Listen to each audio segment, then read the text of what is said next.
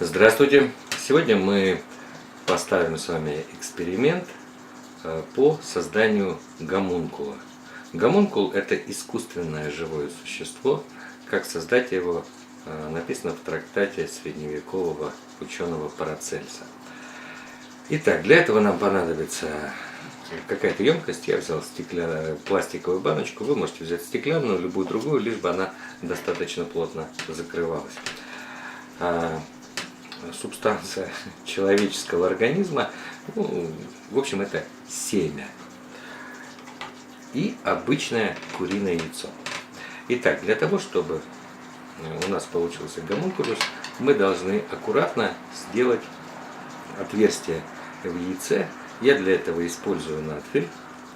В принципе, если кто-то изобретет какой-то иной подход к этому, то от этого ничего не меняется. Главное, чтобы отверстие было достаточно аккуратным. Не следует его делать излишне большим.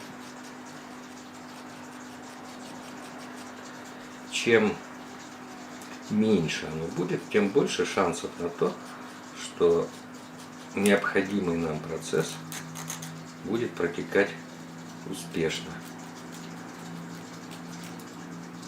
Так, еще немного.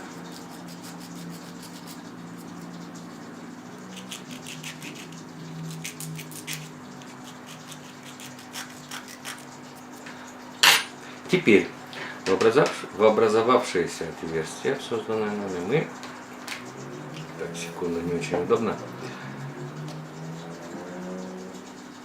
мы должны ввести семя, стараться при этом, чтобы игла особо сильно у нас не двигалась внутри, чтобы по возможности меньше повредить желток. Но сама инъекция все-таки должна быть сделана в желток. Так, у нас немного яйцо потекло, но это неизбежно.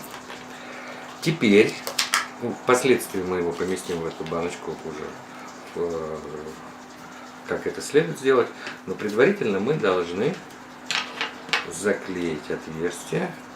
Это не обязательно должно быть прям герметично, в какой-то степени. Делается это для того, чтобы возможность проникновения в яйцо каких-то микроорганизмов была минимальной.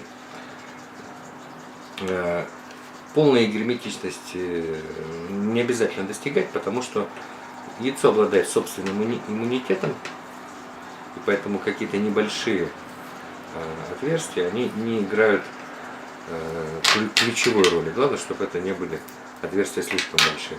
Но поскольку наше яйцо дало трещину, мы еще сделаем вот так. Вот, я думаю, этого будет достаточно, то есть все более-менее закрыто. Теперь мы помещаем яйцо в контейнер наш пластиковый, закрываем его. Так. И теперь немножко неаккуратно все сделали. И теперь этот контейнер с яйцом нам необходимо поместить, завернуть в какую-то ткань. В данном случае я использую спортивную шапку. Вот это делается для того, чтобы она находилась в относительном тепле и чтобы не проникал свет. Вот. Теперь я все вот это сделанное помещу в кладовку. Можно поместить в любое достаточно темное место.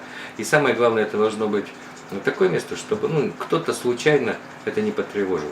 Потому что необходимо, чтобы все это находилось в темноте. Нельзя это двигать, тем более вскрывать и смотреть. В течение 10 дней все это будет находиться в темном месте, в абсолютном покое. Потом мы посмотрим, что из этого получилось. Ну что ж, вот у нас прошло 10 дней. Мы извлекли все это из темного места. Так, и вот мы наблюдаем, что яйцо, пластырь потемнел. Очевидно, все-таки какая-то инфекция попала. И произошло некоторое гниение. Да, и, ну, судя по запаху, да, ну, умеренный запах, но неприятный. Вот вы можете видеть этот процесс. В принципе, Парацельс писал о том, что некоторое гниение уместно. Главное, чтобы оно не было очень интенсивным. Сейчас мы посмотрим, что из этого всего у нас получилось. Так. Опа. Ага. Так. Так. Где он у нас? Что-то тут есть. Судя по всему, он себя чувствует не очень хорошо, но все-таки жив, потому что вот некоторое шевеление присутствует. Ну что можно сказать? Сам принцип самозарождения жизни, вот он наглядно виден, но это существо, конечно же, не может обладать какой-то высокоразвитой формой интеллекта. В лучшем случае это что-то на уровне амебы или там, ну, может быть, медузы. Сложно сказать, почему эксперимент не получился на 100%. Ну, возможно, вот эта инфекция виновата.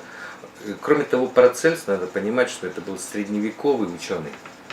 И эксперимент он описывал, конечно же, очень приблизительно. То есть поместите в темное место, выдержите в тепле 10 дней. То есть нет указаний на то, какая именно должна быть температура. То есть это все, конечно, в какой-то степени могло повлиять. И поэтому наш эксперимент, ну, так, может быть, вам будет лучше видно, не совсем может быть удачен, но тем не менее достаточно любопытен. Может быть, мы его когда-нибудь попробуем повторить. Так, лучше сейчас, потому что запах все-таки не очень приятный. Может быть, мы когда-то попытаемся его повторить, а может быть, следующее видео будет посвящено и чему-то другому, не менее интересному. Следите за новыми видео. Пока!